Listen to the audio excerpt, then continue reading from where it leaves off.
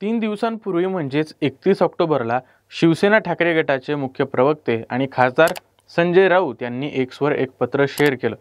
त्यात त्यांनी अचानक प्रकृतीत गंभीर स्वरूपाचे बिघाड झाल्याने वैद्यकीय सल्ल्यानुसार मला बाहेर जाणे किंवा गर्दीत मिसळणे यावर निर्बंध घालण्यात आले आहेत असं सांगितलं होतं।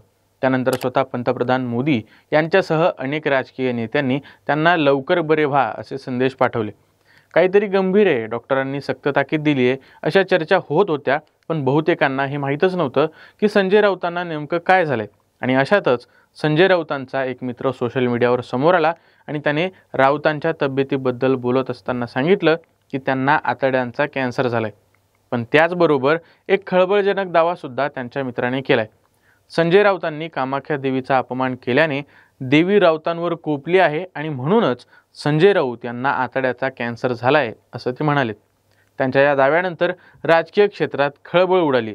खरंच संजय राऊत यांना आतड्यांचा कॅन्सर झालाय का? सध्या राऊत यांच्यावर काय उपचार सुरू आहेत? आणि खरंच देवीच्या कोपामुळेच संजय राऊत यांना कॅन्सर झालाय का? यासह अनेक प्रश्नांची उत्तरं जाणून घेऊयात या व्हिडिओच्या माध्यमातून। नमस्कार, मी राम आणि तुम्ही पाहताय कार्यारंभ। 20 जून 2022 मध्ये विधान परिषदेच्या निवडणुकीचं मतदान झाल्यानंतर एकनाथ शिंदे आणि त्यांच्यासोबत शिवसेनेचे अनेक आमदार नॉट रिचेबल झाले। सुरत मार्गे गुवाहाटीला जात असताना शिंदेंनी बंड केलंय आणि आता माघार नाही हे स्पष्ट केलं। इकडे शिंदे नॉट रिचेबल झाल्यापासून राऊतांनी मनवायचं सोडून ते त्यांच्यावर टीका करत राहिले। शिंदे शांत राहिले तशी राऊतांची टीका वाढत गेली आणि शेवटी रागाच्या भरात राऊतांनी ते शब्द बोलून टाकले, ज्यामुळे आता त्यांना एक गंभीर आजार झालाय। ते शब्द होते, कामाख्या देवीजवळ कापण्यासाठी 54 रेडे पाठवले आहेत।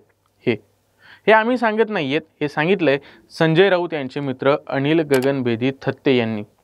त्यांनी त्यांच्या यूट्यूबवर बोलताना सांगितलं की संजय राऊत यांना आतड्याचा कॅन्सर झालाय। डॉक्टरांनी त्यांना बाहेर जाण्यास किंवा कुणाच्या संपर्कात येण्यास बंदी घातली। त्यांच्यावर केमोथेरपीने उपचार सुरू झालेत आणि 2 ते 3 महिन्यात ते बरे होतील, हेही थत्ते यांनीच सांगितले। संजय राऊत यांना झालेल्या आतड्यांचा कॅन्सर हा भयंकर आहे। सुदैवाने त्यांना कॅन्सरच्या पहिल्या स्टेपला माहिती मिळाली, त्यामुळे तो कव्हर होऊ शकतो, पण त्यांना उपचारादरम्यान प्रचंड त्रास होणार आहे। त्यांच्या आजूबाजूला जर एखाद्याला सर्दी असली तरी त्याचा त्रास संजय राऊतांना होऊ शकतो। डॉक्टरांची एक टीम त्यांच्यासोबत असणार आहे आणि त्यांचा उपचाराचा सगळा खर्च ते राज्यसभा सदस्य असल्याने राज्यसभाच करणार आहे। त्यांच्यावर मुलुंडच्या फॉर्टिस हॉस्पिटलमध्ये केमोथेरपी सुरू आहे, पण उपचारादरम्यान ते सकाळची पत्रकार परिषद घेऊ शकणार नाहीत, पण ते सामनामध्ये लिखाण करणार आहेत असे देखील थत्ते यांनी म्हटले। यासोबतच संजय राऊत यांनी तुरुंगात असताना लिहिलेल्या नरकातील स्वर्ग या पुस्तकाबद्दल असलेल्या अनेक दाव्यांना त्यांनी खोडून टाकले। राऊत म्हणतात की मी तुरुंगात सावरकरांसारखं भिंतीवर लिखाण केलं, मला पेन कागद दिल्या जात नव्हते, पण हे साफ खोटं आहे।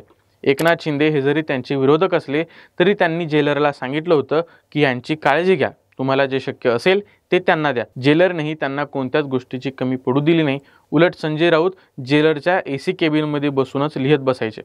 अनिल थत्ते यांनी संजय राऊत यांच्यावर कामाख्या देवी कोपली आहे असा दावा करताना तंत्रविद्या अभ्यासक सुजित चंद्र भोगले यांचा हवाला दिलाय। भोगलेंनी त्यांना सांगितलं की संजय राऊतांनी एकनाथ शिंदेंच्या बंडावेळी कामाख्या देवीचा उल्लेख करून जे काही बोलले त्यामुळे त्यांनी हाताने देवीचा कोप स्वतःवर ओढून घेतलाय आणि संजय राऊत यांना आतड्याचा कॅन्सर होण्यामागेही हेच कारण असू शकतं असं ते म्हणाले। थत्ते यांनी राऊतांवर करणी सुद्धा केलेली असू शकते असं सांगितले। त्यांच्या ह्या दाव्यांमध्ये काही तथ्य असेल हे वाटत नाही, पण ह्या दाव्यांमुळे महाराष्ट्राच्या राजकीय वर्तुळात चर्चांना उधाण आलंय हे नक्की। संजय राऊत लवकरात लवकर या आजारातून बरे होऊन पुन्हा एकदा आपली तोफ चालवतील अशी प्रार्थना करूयात। धन्यवाद।